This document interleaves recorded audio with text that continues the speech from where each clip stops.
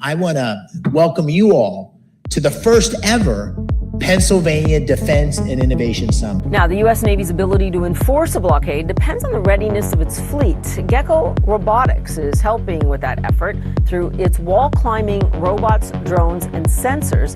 Gecko won a 5-year, up to $71 million contract with the Navy. It's really important to ensure that we have every asset available to use and it's reliable. And so our robots are deployed to ensure that we reduce the amount of time ships spend in dry docks. And that's what that contract is all about. It's taking processes that would take 4 months, 5 months in some cases, and make them 2-day processes to evaluate what's wrong and to fix it. We've invested in companies like Gecko Robotics here in Pittsburgh. Gathering information and data sets, taking humans and giving them these tools that they never had before because they've typically been using the 50-year-old tools. We've got to use technologies like robotics and AI to give us advantages that we currently do not have. That's what we do at Gecko in arming our warfighters with information to get assets back in the fight.